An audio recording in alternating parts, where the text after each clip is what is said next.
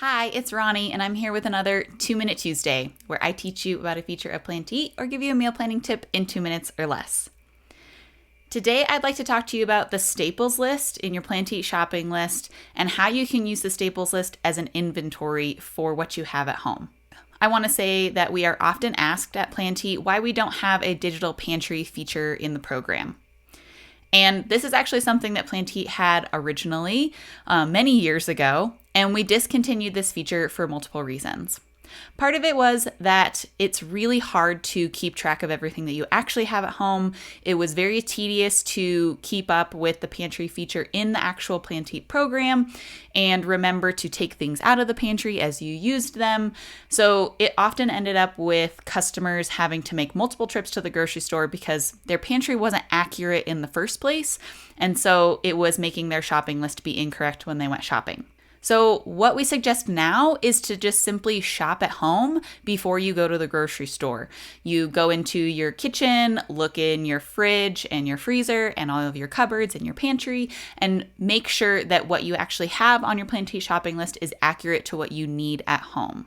And mostly we want your shopping list to be transparent so that you know exactly what you need to buy and you're buying the correct quantities of the items that you need. So after all of that, what we're really talking about today is the staples list. And the staples list is a static list in your shopping list where you can input frequently purchased items. You can also create an inventory of what you normally like to keep at home. And then you can go to that list, check multiple items at one time, and add things to your shopping list in bulk. So it's the same as manually adding in shopping list items, except you're able to do it much quicker because you're not typing in individual ingredients or items. All right, so when I'm here on my shopping list, in order to navigate to my staples list, I'm going to tap on the shopping list header here. The staples list is currently the only option that we have for shopping list options. And you can see there are already some things populated in your staples list. You can come in here and edit any of these items so that they reflect the things that you frequently purchase and like to have on hand.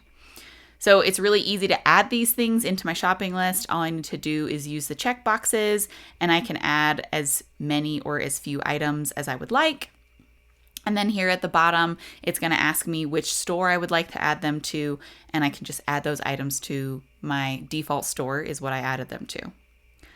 So in order to use your staples list as an inventory, you can add in the items that you like to keep on hand in your house, such as spices or flour, milk, things like that, and insert the quantities you like to have them in the notes of that item. So I'm going to go in here and I'm going to edit coffee because I normally like to have 2 bags of coffee. So I could come in here and say 2 bags, and I can save this. And so now when I run out of coffee at my house, I can come in here to my staples list and I can add that to my shopping list really easily. And it's going to remind me that I usually like to keep 2 bags of coffee on hand. So that's the basics of the staples list and why we prefer using the staples list over a pantry feature for your kitchen inventory.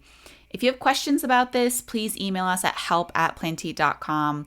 I'm also going to link multiple help articles in the description of this video. One details how a digital pantry feature might not actually be as helpful as we think it is, and the other one will be more information on the staples list specifically. Thank you so much for watching, and I'll see you in another video soon.